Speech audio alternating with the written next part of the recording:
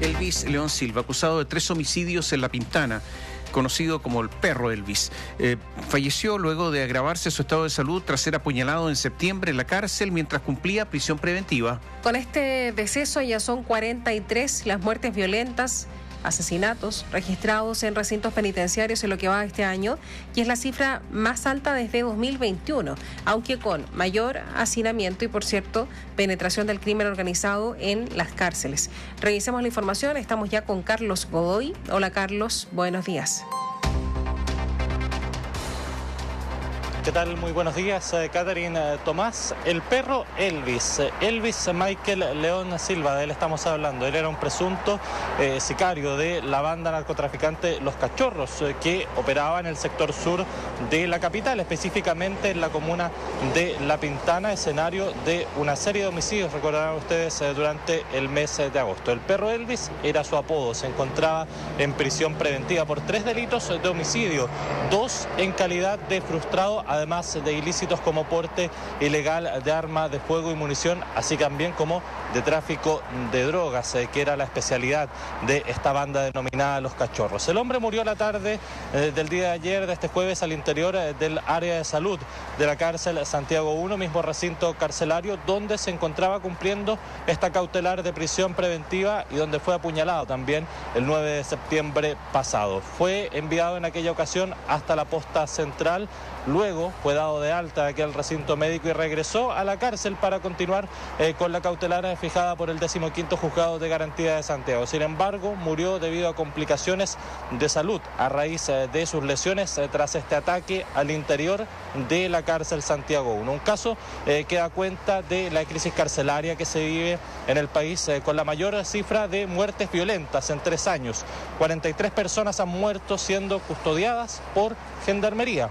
Adicionalmente a la muerte del perro Elvis, como telón de fondo tenemos otros homicidios que consternaron a otros puntos del país, a las regiones de Biobío, Tarapacá y Los Lagos. El primero con un decapitado al interior de la cárcel de Concepción. El segundo con una persona acuchillada en el penal de Alto Hospicio, y en la cárcel de Puerto Montt un hombre falleció al recibir más de 250 puñaladas. Todo esto al interior de esos recintos penitenciarios. Es en este contexto que hay preocupación en el análisis de la problemática. El avance e instalación del crimen organizado al interior de las cárceles podría estar detrás de estos hechos, al igual que el enorme hacinamiento que se vive en los recintos penales. Son más de 58.000 internos ocupando las cerca de 41.000 plazas que existen. Eso es un 140% más, una situación que genera caos y peleas por el control del territorio según los expertos. Jorge Araya, académico de la Universidad de Santiago y especialista en seguridad pública, explica que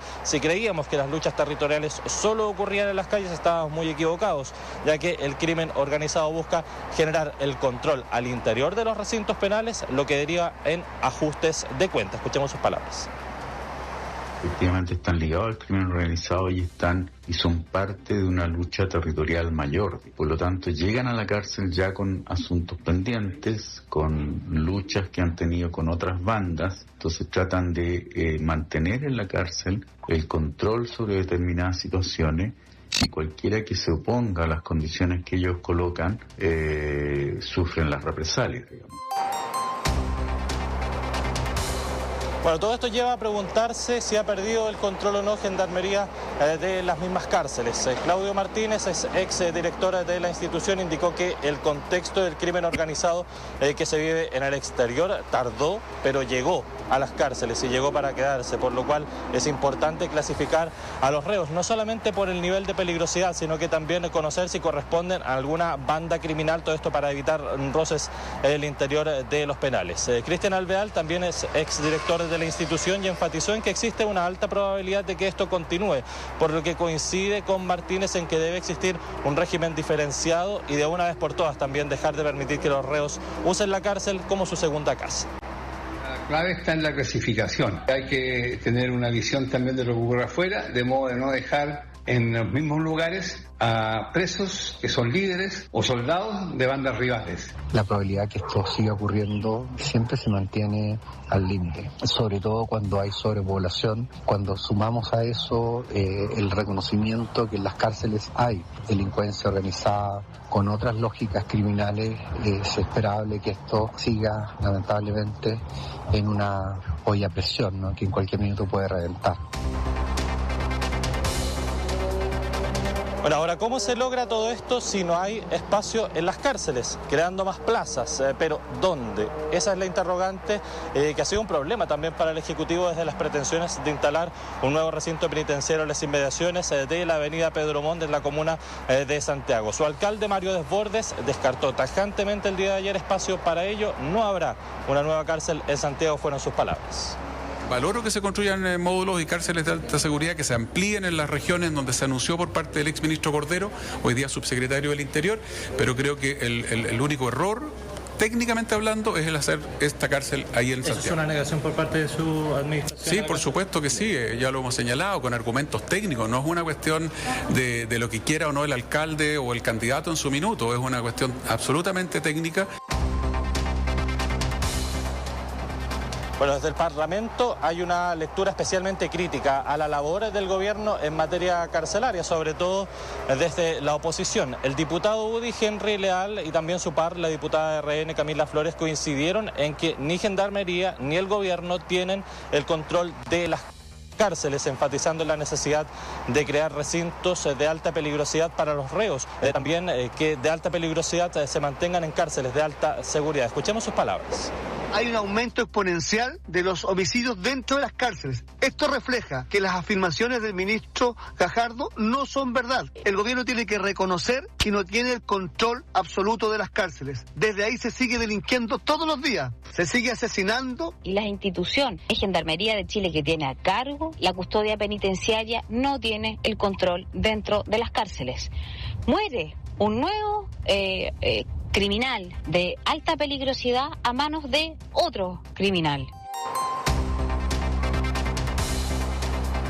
Bueno, la ministra del Interior y Seguridad Pública, Carolina Toá, destacó el hecho de que este no es el año de más muertes al interior de las cárceles en nuestro país y enfatizó en que hay preocupación por parte del Ejecutivo a raíz del hacinamiento. Toá aseguró que desde el gobierno se está dando urgencia a este aspecto de la agenda para segregar de mejor manera y que no existan problemas para controlar la situación al interior de las cárceles más adelante.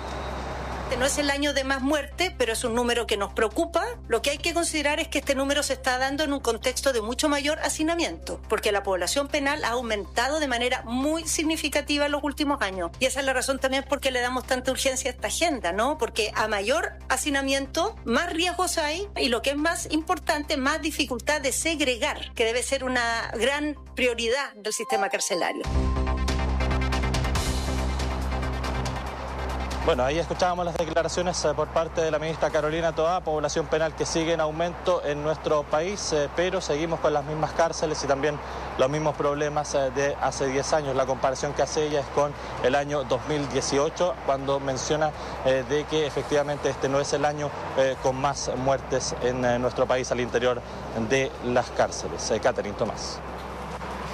Muchas gracias. Gracias, buenos días. Que esté muy bien. Igual, gracias Carlos, hasta pronto. A ver, ¿cómo es la